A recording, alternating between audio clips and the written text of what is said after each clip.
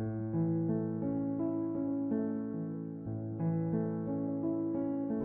well, last week we were in Genesis 9. We're going to get over to Genesis 10. We talked about the Adamic covenant. It almost sounds like I'm swearing, doesn't it? Adamic. It's Adam with an IC, and then the Noahic covenant. And so the Adamic covenant that God made with Adam and Eve in the garden. You remember what he said? He said, all the trees of the garden you can eat. You've got free reign here. You can do what you want. So it was a covenant of conscious obedience. There was no rules, no regulations. God wasn't telling them what to do. He was walking with them in fellowship. They were kind of like the same thing you do with your kids. When your kids get to that age where they have their table manners, they know how to talk to people, they know how to open doors for women, they kind of know what's going on, and they're polite, and Adam and Eve had this great relationship with God, and God wasn't putting rules and regulations on them or anything. But he said to them, to test them, he said, the day you eat of the tree of the knowledge of good and evil, you will die. And so he was testing them. And we know the story. They were cursed. They were actually cursed and driven out of the garden. They broke fellowship with God. And so then we have the Noahic covenant. And that was God telling Noah when he got off the ark with his 3 sons that there's a new way to live now. The earth had been completely destroyed. All the animals, all the people, everything dead. We talked about this last week. And it was a new beginning. And God says, okay, now, what does he say here? He says, every moving thing that lives shall be food for you.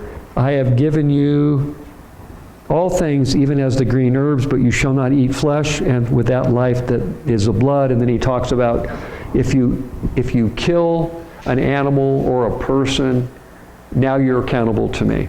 You're accountable for that. And so there was a new government, in a sense. It was a sense of government. That's where we get the capital punishment idea from. And so God tells them that now it's a new world, and he makes this covenant with them, and they're to obey the covenant. He says, and I remember my covenant which is between me and you and every living creature of all flesh. So everything falls under that covenant. All the animals, all the kingdom life, everything. And so, and to fulfill that covenant, he creates the rainbow, which is kind of neat. Think about that. The rainbow is sort of like a ratified, it'd be kind of like ratifying something in an office. And then the story completely changes, and it says, starting in verse 18, he says, now the sons of Noah who went out of the ark were Shem, Ham, and Japheth. So those are the 3 sons. Those would be, all the nations of the world would come through those 3 men. And Ham was the father of Canaan. Now it's interesting that he makes the exception there and talks about Ham. He just talks about Canaan's son, Ham. Then it goes on and it says, these were the sons of Noah, and from these the whole earth was populated. So obviously it took a long time. It didn't, it took time. And as we get into the table of nations, we'll talk about this, but there's an episode here. And Noah began to be a farmer, and he planted a vineyard. So that takes some time, right? It takes, what does it take, 3 years or something to get grapes? 3 years? And maybe 5 years to really get something worth bottling or something. So it's a minute. Time is going by. The Bible doesn't tell us that. It's not important. And it says that he drank of the wine and was drunk and became uncovered in his tent. Now, this is one of those really sordid stories in the Bible that you would just like to gloss over. But, it's real life. And Ham, the father of Canaan, saw the nakedness of his father and told his brothers outside. So I'm going to take my wife's advice, and I'm going to skip what nakedness of his father means. If you want to, you can go to Leviticus chapter 18 and chapter 20, and it will explain what those nakedness of the father means. It's talking about a sexual act. And I don't want to get into the whole thing because I just don't think it's uplifting to know. But this was a pretty dark episode in Canaan's life. Yeah, we'll just leave it at that. Are you happy, Deb? Okay. She said, don't go into it. So I said, okay, I won't. But it'll tell you in Leviticus 18 and 20 exactly what that euphemism means, the nakedness of your father. It's not good. Okay, so, and Ham, the father of Canaan, saw the nakedness of his father and told his brothers outside. But Shem and Japheth took a garment, laid it on their shoulders, and went backwards and covered the nakedness of their father. So they never looked upon their father's nudity or nakedness. Their faces were turned away, and they did not see their father's nakedness. And you notice it keeps saying their father's nakedness, because that's the key phrase there. So Noah woke from his wine and knew that what his younger son had done to him. Then he said, "Cursed be Canaan, a servant of servants, he shall be to his brethren." So it's interesting that Ham did the dirty deed, but the baby that would come out of this through his mother would be Canaan. I mean, that's the name of the son. It's interesting. He doesn't curse Ham, the curse is on Canaan. And he shall be a servant to his brothers. And then God blesses Japheth and Shem, and he says, "Blessed be the Lord, the God of Shem, and may Canaan be his servant." So what he hoped to gain by this act is power and authority. Now you remember all the stories in the Bible, when someone wants to get power, they'll sleep with the queen or they'll sleep with his concubines. There's this thing in the Middle East about whoever's, if you want to arrest power from the king, you can do that through sleeping with his queen and his concubines. And that's why they had eunuchs. You remember the story, all these eunuchs, because the king had eunuchs in his harem so that none of that dirty business could go on. Okay, so it's a power struggle. It's not a sexual thing. It's a power struggle to get power. And Canaan played the wrong cards and he lost out, and now he's a servant to Shem and Japheth. And it said, "Blessed be the Lord, the God of Shem, and may Canaan be his servant. May God enlarge Japheth, and may he dwell in the tents of Shem, and may Canaan be his servant." Okay. And Noah lived after the flood 350 years. That's a long time. All the days of Noah were 950 years, and he died.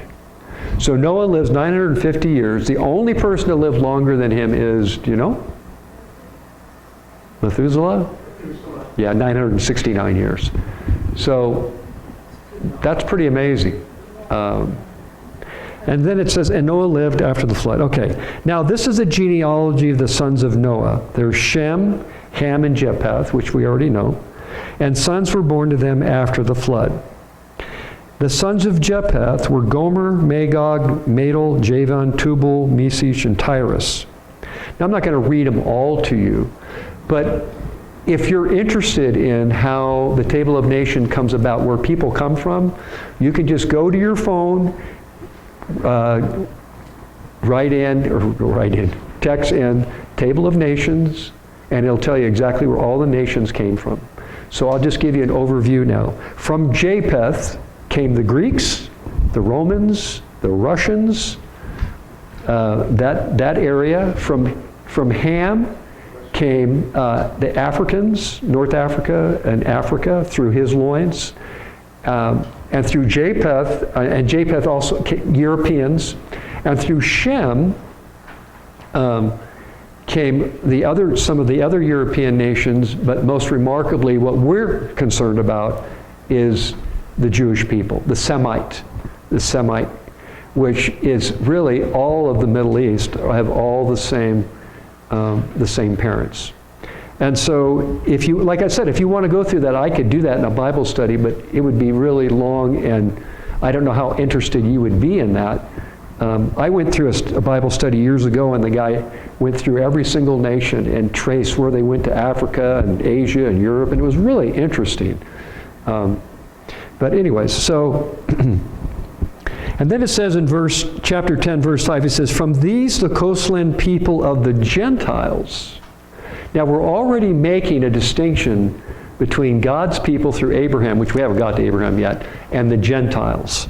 It says, from these coastland peoples of the Gentiles were separated into their lands, everyone according to his language, according to their families, into their nations. Then it says, verse 6, the son of Ham were Cush, Mizraim, Put, and Canaan. And the reason we're going to talk about Ham is because if you look at the next verse 6, it says, and Cush begot Nimrod. And Nimrod is a bad character in the Bible, a very bad character. And his father, through a few generations, is Canaan, is Ham through Canaan. And he became a mighty hunter on the earth. He was, verse 9, he was a mighty hunter before the Lord. Therefore it is said, like Nimrod, when mighty hunter before the Lord, and the beginning of his kingdom was Babel, or Babel. So where did all of this false worship, how did this stuff get into the world? We're tracing the spirit of Antichrist, the spirit of the snake in the garden. It manifests itself through Cush, through Nimrod, and he ends up in Babel, which is Babylonia. Where do we get all of these multiple gods, all of this Mideastern stuff and belief systems? It all comes through Canaan, Cush, Nimrod. So if you look at all the Babylonian gods, and those gods are still worshipped today in India. Different nations change the names. They change the names, but to protect the innocent. No, they change the names, but it's the same gods. And so this false idolatry, this false worship, comes through Nimrod. He had a powerful influence upon the world. There's a lot to be said about Nimrod, but I don't want to take the time right now to say it. It's just to say that he was, I'll just say, a bad character, okay? He introduced a lot of wickedness into the world. The kingdom of Babel, Erech and Shinar. And then verse 22, the sons of Shem were Elam. Now remember, we're here to talk about Israel. We're here to talk about who is Israel and how is this all happening. The sons of Shem were Elam. And guess who the Persians are? Guess who the Iranians are today? They're the sons of Elam. They're the Elamites. They even know that. So Persians, just like all people groups, like you have Anglo-Saxon, you have different groups that come together, the Medes and the Persians. So the Elamites, people from Elam, got together with people that lived there, and they created the nation of Persia. Because that's where we're going. We're going to find out, ultimately we're going to talk about Israel, but how did they come about? So we know that Shem is the father of Abraham. And Elam, Shem's son there, was the father of the Persians. And there's also many other nations. I mean, there's tons more. In fact, there's 70 nations. And so the table of nations presents a genealogy of Noah's 3 sons. Okay, we've established that. From these 3 sons, the world is divided into Europe, Africa, and Asia. And Asia would be the United States too. Japheth. We're Japheth people for the most part. And so Genesis 70, now this is interesting. In Genesis 10, it talks about 70 nations or cities or people groups who became nations in the future. So these three men, Shem, Japheth, and Ham, started 70 nations that eventually, moved and went, explored and created their own countries. This takes time, right? And that's an interesting number, because if you remember in Scripture, it was 70 nations that were dispersed at the Tower of Babel. If you look at the names of the nations at the Tower of Babel, and look at the names of the people in the upper room of Acts chapter 2, in the Tower of Babel, he scattered them. He scattered the people. They would not follow his advice. Now listen, first he kicks Adam and Eve out of the garden, right? He's like, you're not doing what I asked you to do. And then we have in Genesis 6, the sons of God copulating with the daughters of men, with the men's daughters. And you have this race of giants and this hybrid, horrible mess going on, and God floods the world. He says, I've had it with you. And then he brings Noah back and his three sons, and they go right back at it. We have the tale of Canaan and Noah, and then we have Nimrod at the Tower of Babel. They're not following God. They're not following his dictates. And so there's a wonderful verse in Deuteronomy 32. And that's where we're going to spend some time. If you go to Deuteronomy 32, this is called the Deuteronomy worldview. And it has to do with the Dead Sea Scrolls that were discovered in 1947 when Israel became a nation. And it's really interesting what they discovered in those Dead Sea Scrolls. But if you go to Deuteronomy 32:8,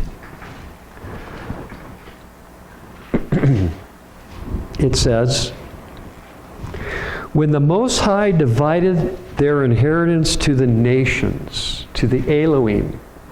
So Elohim means God. It's singular and plural. It's like we could say deer or deer. Well, a lot of deer or just one deer, right? There's deer on the front porch. Is that one? Is that 50? I mean, okay. Well, the idea of the same thing is Elohim. Elohim means the one true God, or it could mean gods with an S. And we know that because the King James doesn't show that, because it was written in 1529 or whatever it was. And because of our discoveries of the Dead Sea Scrolls, we have a better handle on language, on ancient languages. And so it says, when the Most High divided their inheritance to the nations. Now this is going to be a little weird to you at first. When he separated the sons of God, now the sons of God, he set the boundaries of the peoples. Now the peoples that I've just talked about, the whole table of nations, all those people, all those 70 nations that came out of Shem, Japheth, and Ham, he set the boundaries of the peoples according to the number of the children of Israel. For the Lord's portion is his people, Jacob is the place of his inheritance. And what is he saying here? He's saying that God used God has what we call a divine council, and we'll read about that. Like, where do we get the idea of government from? We get it from God. If you look at the ancient, in ancient Israel, they had the tabernacle. Where did that come from? It was a mirror of what was in heaven. The priests were shown how to make this stuff, and this is the same thing. See, God is also a God of government. He has those beings underneath him that do what he tells them to do. Remember, we talked about in Job, it said the sons of God cried out when he was creating the earth and all that. Who are these people? They're other created beings. Okay.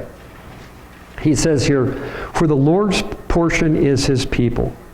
So God gave the nations to other Elohim or lesser gods, and he kept Israel for himself. Now why would he do that? Because it's pretty obvious that nobody is listening to him. He's had to flood the earth. He has to change the language at Babel. He's like, you know what I'm going to do? I'm going to have my own people, and we're going to have our own rules and regulations. We're going to do it my way. And that's the whole story of Abraham in Ur of the Chaldees, calling Abraham the father of the faith. And through him, the Abrahamic covenant that we've talked about, God is calling the Jewish people his people. Now, it's not just the Jewish people. That's just one tribe. There's 12 tribes, so we'll call them the Hebrew people. They're calling them his people. Now, I'm going to jump around real quick to give you a little bit more to chew on. So let me just do this real quick because I'm running out of time. This idea of other gods, I know it's strange to you. But if you start reading the Bible with the idea that God uses others, listen to what he says in Deuteronomy 4:19. And take heed lest you lift your eyes to heaven, and when you see the sun, the moon, and the stars, and the host of heaven, this is these other beings that he's created, and the stars, you feel driven to worship them. He's saying, don't worship them. That's the problem. Don't worship them and serve them, which the Lord your God has given to all the peoples under the whole heaven as a heritage. He's divided up humanity among his group, but the Lord has taken you. He's talking about the Hebrew people. But the Lord has taken you and brought you out of the iron furnace. He's talking about taking them out of Egypt. Okay.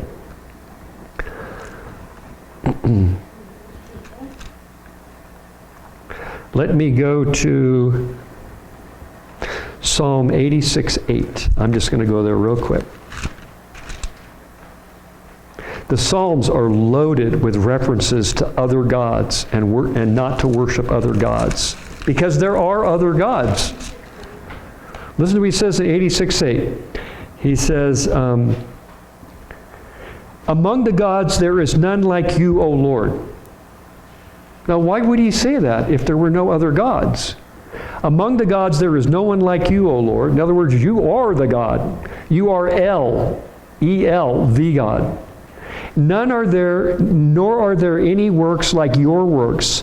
All nations that you have made still come and worship before you, O Lord, and shall glorify your name, for you are great and you do wonderful things. Teach me your ways, O Lord, and I will walk in your truth. Unite my heart to fear your name. I will praise you, O Lord my God, with all my heart. And he goes on and on and on. He says here, oh,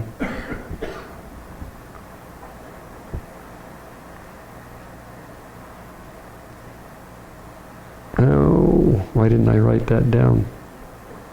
All right, we'll go to Psalm 89.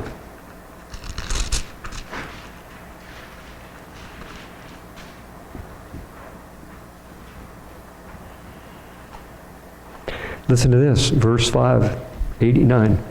And the heavens will praise your wonders, O Lord, your faithfulness also in the assembly of the saints. This is his divine council. This is his government. For who in the heavens can be compared to the Lord? He's comparing him to other gods. Who among the sons of the mighty can be likened to the Lord, or to the Elohim? The word should be Elohim. God is greatly to be feared in the assembly of the saints. There it is, his divine counsel. And to be held in reverence by all those around him. I'll go to Psalm 95.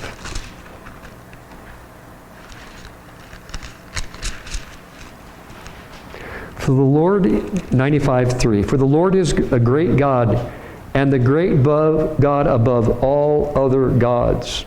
See, we read that and we don't we think, oh yeah, he just means like, idols and dirt and rocks. No, he's talking about other gods. Now, he doesn't call them gods. Here's 96 verse 4. For the Lord is great and greatly to be praised. He is to be feared above all gods. For all the gods of the peoples are idols. In other words, they're not the true God. So this is called a Deuteronomy 32 worldview. And this worldview is something that isn't really taught in churches so much because it's so new. But it is taught, say, at Calvary Chapel in their seminary in Southern California. This is where I heard about this stuff. I mean, this is the real deal. And you don't hear pastors talk about this stuff, but it's been around for 20 years. The understanding of this has been around for 20 years. Let me go to Psalm 82. 82 is really the main psalm on this. Listen to this. God stands in the congregation of the mighty. That's his council, his group, his government. God stands in the congregation of his divine council. He judges among the gods. That means the lesser gods. How long will you judge unjustly? Now this is a polemic. A polemic means he's criticizing these gods that didn't do what he told them to do. How long will you judge unjustly and show partiality to the wicked? Defend the poor and the fatherless. Deliver the poor and needy. Free them from the hand of the wicked. They do not know, nor do they understand. They walk about in darkness. All the foundations of the earth are unstable. And then he talks about, he says, I said you are gods, that means sons of God, and all of you are children of the Most High. Now listen to this. But you shall die like men and fall like one of the princes. He's referring to Lucifer. Arise, O God, judge the earth, for you shall inherit all nations. So God is criticizing the very ones that were supposed to run the people group. Remember in 32, we talked about God took Israel to himself and said, these other gods will take care of these. And that's why Israel is so important today. Because God's special people are the Israeli people, the Hebrew people. Now you see all these little attachments in my Bible? Every one of those, I was really into this 10 years ago. I mean, I was really into it. I used to teach it at Bible study and stuff. Every one of those is a reference to other gods and to our God. That's how many references there are in your Bible. When you start to look for it, it's everywhere. And that's why God hates idolatry. Because he says, don't worship these other gods. They have power and authority. So if you look at the Muslim world today, or the Hindu world, or any place where there is massive idolatry, remember he talks about principalities. The Bible talks about principalities of darkness in Galatians. These gods are in control. God's allowing them to do that. But they're in control. I mean, look at how insane the Iranians are. They can't get along with each other. They can't get along with the other Muslims. But the only thing they have in common is they hate Israel. And that's what binds them together. Qatars hate UAE, UAE hates Arabs, Arabs hate Persians. They all hate each other. But what are they bound by? Their hatred of Israel. That's what binds them together. And that is a dark spirit. That is a really dark spirit. So, I'm running out of time. I'm getting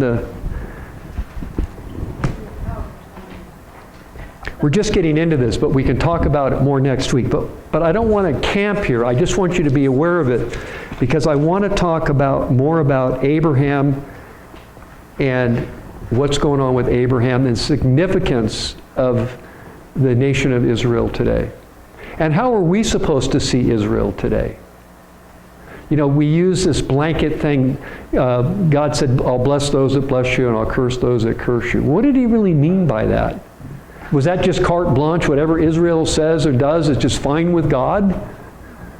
See, we have to look at that through a biblical lens. And that's what we're going to do next week. So So throughout Genesis, Noah's sons are commonly listed as the table of nations. And as you start to look at these sons, and then you see how God appropriated spiritual gods to them, lesser gods, and he took Israel for his own, your worldview, your spiritual worldview starts to get bigger and brighter, and you start to understand the real war of what's going on. What is the real war, the spiritual war in the unseen that's going on? And it always comes down to what? The seed of the serpent and the seed of the woman. It always comes back to Genesis, the seed of the serpent and the seed of the woman. And we look at the world today, and that spirit, and that's why Gaynell has a prayer chain, because that spirit is still with us today, the good and the evil. And that's the battle that we're in, us individually and collectively as the church. Amen? Okay.